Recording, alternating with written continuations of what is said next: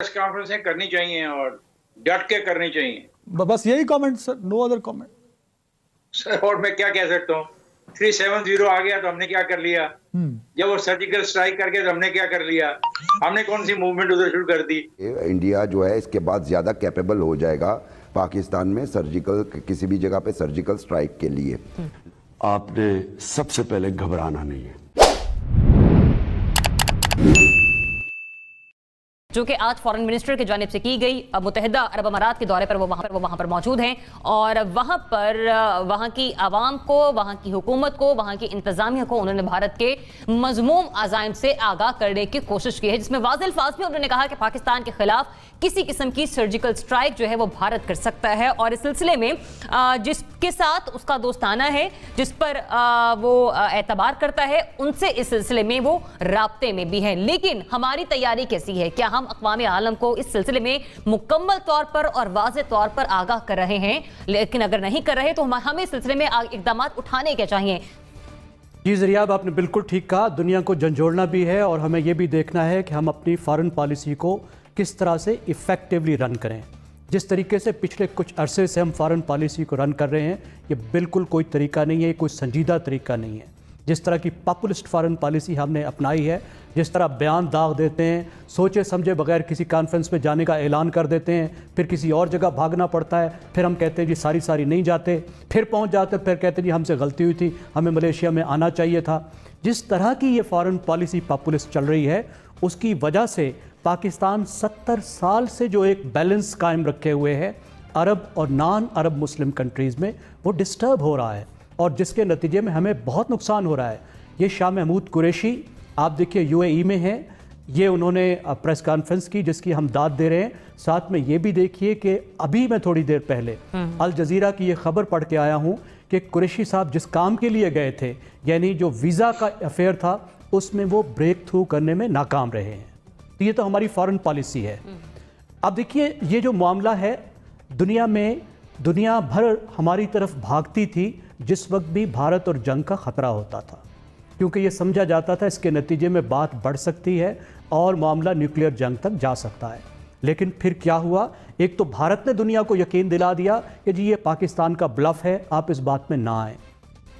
ज़रियाब मुनीर नियाज़ी की वो मशहूर नज़म थी ना, हमेशा देर कर देता हूँ मैं।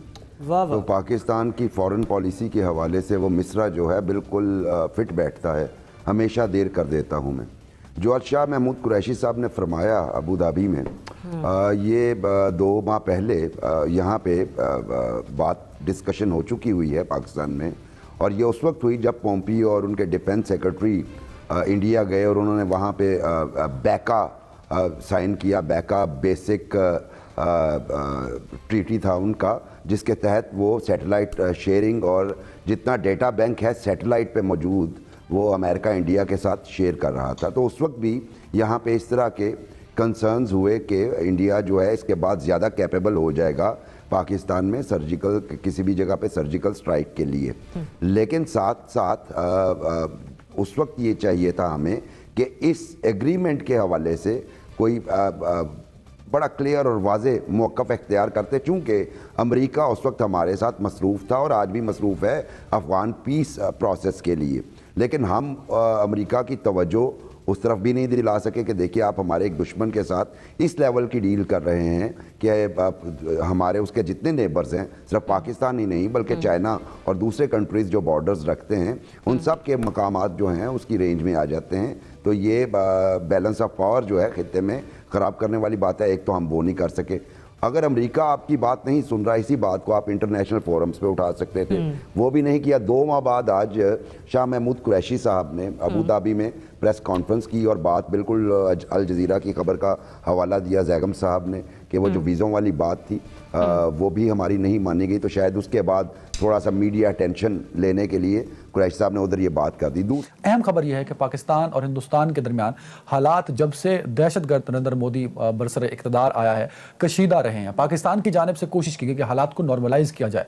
वो साबिक वज़ीर आज़म पाकिस्तान हो, उन्होंने भी अपने तौर पर कोशिश की, नवाज शरीफ साहब थे। उसके बाद इमरान खान साहब जब इक़्तिदार में नहीं आए थे वो तब बात किया करते थे कि नरेंद्र मोदी के साथ और हिंदुस्तान के साथ हम अच्छे ताल्लुकात अपनाएंगे, लेकिन ऐसा हुआ नहीं। हिंदुस्तान की जानिब से पाकिस्तान पर हमेशा सख्त मौक़िफ़ रखा गया, यहाँ तक कि 2 मरतबा गुज़श्ता 4 सालों के अंदर एयर स्ट्राइक और सर्जिकल स्ट्राइक भी की गई, पाकिस्तान की सलामती को चैलेंज किया गया, जिसका भरपूर जवाब पाक फ़ौज ने दिया भी। वज़ीर ख़ारजा शाह महमूद कुरैशी साहब ने प्रेस कॉन्फ्रेंस की, वो UAE पे ऑफिशियल विजिट पे थे, वहाँ बैठकर उन्होंने प्रेस कॉन्फ्रेंस की और बताया कि एक ठोस शवाहिद मौजूद है पाकिस्तान के पास, हिंदुस्तान सर्जिकल स्ट्राइक कर सकता है। फॉरेन ऑफिस ने भी यही कहा, मोदी यूसुफ साहब भी यही फरमा रहे हैं, पाकिस्तान की अथॉरिटीज़ भी यही कह रही हैं। ये क्या बहुत इमरजेंसी की सूरत हाल थी कि वज़ीर ख़ारजा को बाहर बैठ के प्रेस कॉन्फ्रेंस करना पड़ी? क्या हिंदुस्तान अभी भी सर्जिकल स्ट्राइक की हिम्मत रखता है जो उसके साथ फरवरी 2019 में हुआ, सितंबर 2016 में हुआ, उसके बाद भी? जनरल साहब, इस मरतबा जो स्ट्राइक होगा, क्योंकि जो उन्होंने सितंबर 2016 में किया था वो डिफरेंट स्ट्राइक था, उसको तो फिल्माया गया, ड्रामाटाइज किया गया, लेकिन फरवरी 2019 वाला स्ट्राइक बहुत ही डिफरेंट था और वो प्रैक्टिकली उन्होंने इंप्लीमेंट भी किया, गो सक्सेसफुल नहीं रहे। अब कल स्ट्राइक किस तरह का मुमकिन हो सकता है, हिंदुस्तान कर सकता है सर? अच्छा, पहले बात मैं जो कर रहा था वो मुकम्मल हो जाए। मैं ये कह रहा था कि ये मोदी चूंकि चालाक आदमी है, वो समझता है अपने लोगों की नफ्सियात, खास तौर पे हिंदू वोटर की, और वो यही है कि वो पाकिस्तान के खिलाफ अगर कोई देख लें कि या सुन लें कि ये कार्रवाई की गई है जी, तो वो बाकी अपने सारे दुख भूल जाते हैं, लिहाजा ये उसको एक्सप्लॉइट करेगा। अब बात आ गई कि वो अब कर क्या सकता है। देखिए, एक चीज जो शाह महमूद कुरैशी ने भी वहां जिक्र किया वो ये था कि वो गालिबन मशावरत कर रहे हैं या किसी तरह से वो अपने पार्टनर्स या जो भी उसके इत्तेहादी हैं उनको ऑन बोर्ड रखना चाहता है, और उसमें एक चीज ऐसी है जहां अमेरिका का भी मुफाद है और वो उसको ऑन बोर्ड करने में इतनी दिक्कत नहीं होगी, और वो है आपका CPEC। तो CPEC में खास तौर पे जो गिलगित बल्तिस्तान का इलाका है वो आपका वल्नरेबल है, और फिर अगर वो ना हो तो फिर आज़ाद कश्मीर में मुख्तलिफ जगह हैं जहां के ऊपर वो कुछ ना कुछ कार्रवाई कर सकता है। लेकिन अगर CPEC की तरफ करता है तो अमेरिका की हमायत उसको होगी और उसको आसानी रहेगी, और इंटरनेशनली फिर जब अमेरिका हमायत करता है तो आपको मगरबी दुनिया के बहुत सारे मुल्क बिल्कुल सही, got the point. Iftikhar Ahmed साहब, एक कमेंट इस पे कर दें कि हिंदुस्तान अब की बार अगर स्ट्राइक करेगा तो अपने हामियों को एतमाद में लेकर करेगा। पाकिस्तान की पॉलिसी क्या होनी चाहिए? शाह महमूद साहब की जो प्रेस कॉन्फ्रेंस बतौर वज़ीर ख़ारजा बर वक्त थी, अच्छा किया, बता दिया, आपका कमेंट क्या है सर इस पे? बिल्कुल प्रेस कॉन्फ्रेंसें करनी चाहिए और डट के करनी चाहिए।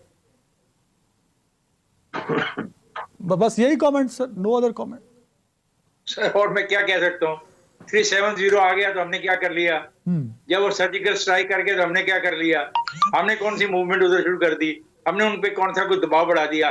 हम प्रेस कॉन्फ्रेंस कर सकते हैं, यहाँ खड़े होकर इंतजार कर सकते हैं घंटे का, वो भी हमने बंद कर दिया। तो हम जो काम कर रहे हैं हम यही करते रहेंगे सर। हमने कम से कम पायलट तो पकड़ लिया ना सर, इफ्तिखार भाई, एटलीस्ट उस पे मेरी बात सुने। देखें, मैं कोई ऐसी बात नहीं करना चाहता जिसपे कल ये इल्जाम लगे कि हम लोग मुल्क दुश्मन है।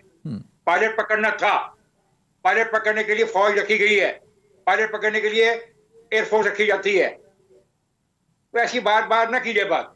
अगर सब कुछ सब अच्छा है तो दुबई में बैठ के प्रेस कॉन्फ्रेंस क्यों की जा रही है? अगर कोई खतरा नहीं है तो शोर किस चीज का मचाया जा रहा है, ववेला क्यों किया जा रहा है?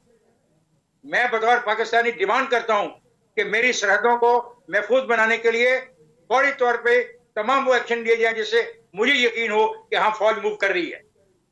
बिल्कुल नहीं करता। नसरुल्लाह मलिक साहब, एक कमेंट शाह महमूद साहब की प्रेस कॉन्फ्रेंस पे और हिंदुस्तान के मुमकिना स्ट्राइक पे सर। अगर हिंदुस्तान का जो एग्रेशन है ये दुनिया को बताना ये हुकूमत वक्त की जिम्मेदारी है। हिंदुस्तान जो जारियत का सोच रहा है, एक प्रेस कॉन्फ्रेंस जो भी उन्होंने कहा अबू धाबी में कर दी, इससे पहले 370 के बाद क्या किया आपने? आपके वज़ीर ख़ारजा कितने ममालिक में गए? आपने अपना केस कितने लोगों तक पहुंचाया? डोजियर आपने भेज दिया दुनिया को कायल करने के लिए, आपने कितने अपने वफूद भेजे? आप खुद सोचिए कि जिसने हिंदुस्तान ने कश्मीर पर कब्जा किया वो उसने कितने डेलीगेशन अपने भेजे और कितने उसके वज़ीर ख़ारजा ने विजिट्स किए, आपके सामने अपनी कारकर्दगी। तो इन हालात में जब आप दुनिया को ये बावर ही नहीं करा सकेंगे कि ज़्यादती हिंदुस्तान की तरफ से है, जारियत हिंदुस्तान की तरफ से है और इन्वायरमेंट हिंदुस्तान की तरफ से है, तो फिर फ़ायदा क्या होगा? यानी दुनिया तो अब जंगें अब सिर्फ महाज पर नहीं लड़ी जाती, जंगें अब दुनिया में सफारती तल्लुकात से लड़ी जाती हैं। कौन आपके साथ खड़ा है, कौन आपके मुखालिफ है, इसका आइडिया आपको खुद हो जाएगा। मैं ये समझ रहा हूँ सर, मेरे पास टाइम कम है इसलिए मैं जल्दी से पूछना चाह रहा हूँ। मैं ये समझ रहा हूँ आपके जवाब से कि आप कह रहे हैं कि पाकिस्तान की खारजा पॉलिसी हिंदुस्तान को लेकर नाकाम चली आ रही है।